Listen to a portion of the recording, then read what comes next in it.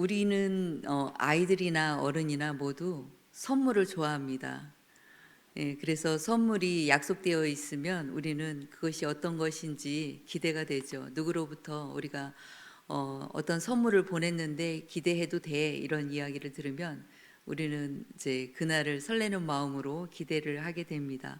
그런데 오늘 말씀에도 보니까 우리 주님으로부터 선물을 받은 예수님의 제자들 이야기가 나옵니다.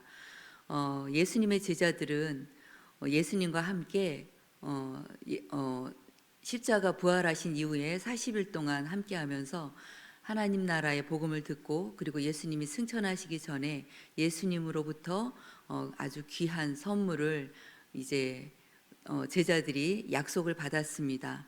1장 1절에부터 1장 사도행전 1장 4절로부터 5절 말씀을 보면요. 1장이요.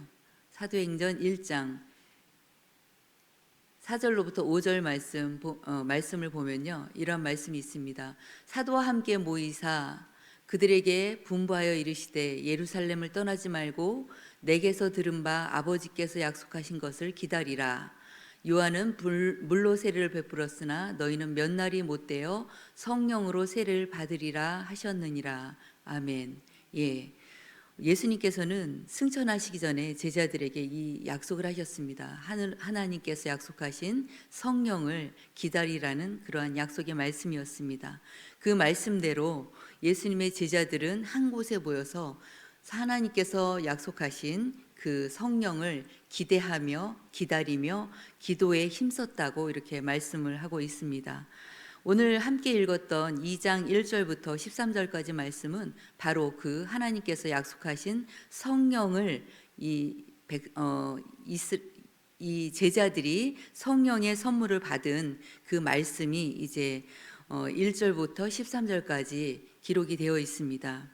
오순절날 예수님의 제자들은 12제자를 비롯해서 예수님을 따르던 그 많은 제자들은 함께 모여서 이제 다락방에 모여서 기도를 했습니다. 그때 눈과 귀와 그리고 입술에 성령의 임재를 경험하는 사건이 벌어집니다. 우리 1장 2장 2절의 말씀에 보면 급하고 강한 바람 같은 소리가 이 모임의 장소에 들렸다고 했습니다. 급하고 강한 바람 소리를 이 제자들은 귀로 들을 수가 있었습니다. 그리고 3절에 보면 눈으로 확인할 수가 있었는데 무엇을 확인할 수 있었냐면 3절 말씀에 보니까 마치 불의 혀처럼 갈라지는 것들이 그들의 머리 위에 보였다고 말씀하고 있습니다. 그래서 눈으로는 불의 혀 같은 것들을 볼 수가 있었습니다. 그리고 입으로도 이들은 그동안 경험하지 못했던 놀라운 일을 경험하게 되는데요. 바로 4절 말씀해 보겠습니다. 그들이 성령의 충만함을 받고 성령이 말하게 하심을 따라 다른 언어들로 말하기를 시작하니라 이렇게 기록하고 있습니다. 그래서 이 제자들은 눈으로는 성령의 불같이 임재하심을 확인할 수 있었고요. 그리고 귀로는 성령의 바람과 같은 역사하심을 들을 수가 있었습니다. 그리고 입으로는 그들이 겪어보지 못하고 경험할 수 없었던 다른 나라의 언어를 말할 수가 있게 된 것입니다. 그래서 이들은 이제 눈과 귀와 입이 새로운 영적인 세계의 하나님의 언어들로 그렇게 열리기 시작함으로써 전인격적인 하나님의 은혜를 경험하게 됩니다.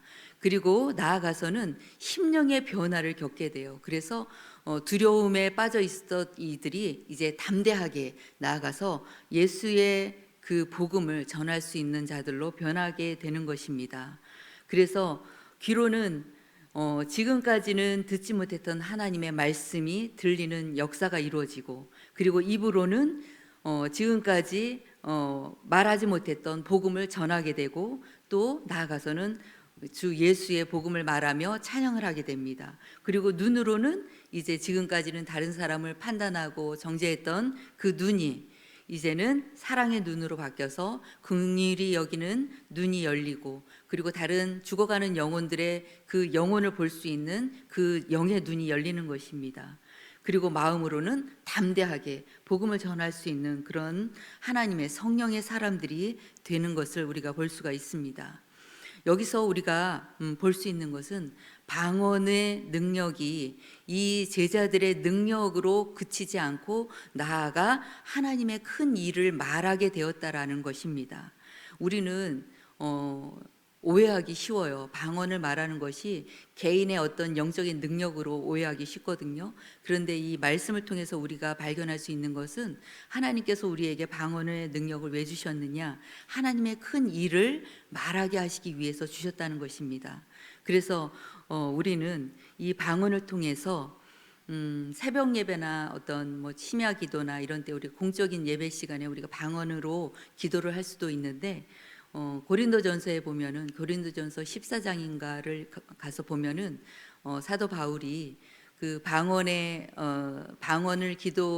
기도를 우리가 어떻게 해석을 해야 되느냐에 따라 이렇게 기록이 되어 있거든요. 그런데 보면 방언은 통역의 능력이 없다면 그것은 교회에도 그리고 믿지 않는 자에게도 그리고 성도들에게도 덕이 되지 않기 때문에 통역의 은사가 없는 자들은 하나님께 조용히 기도를 하라 이렇게 말씀을 합니다.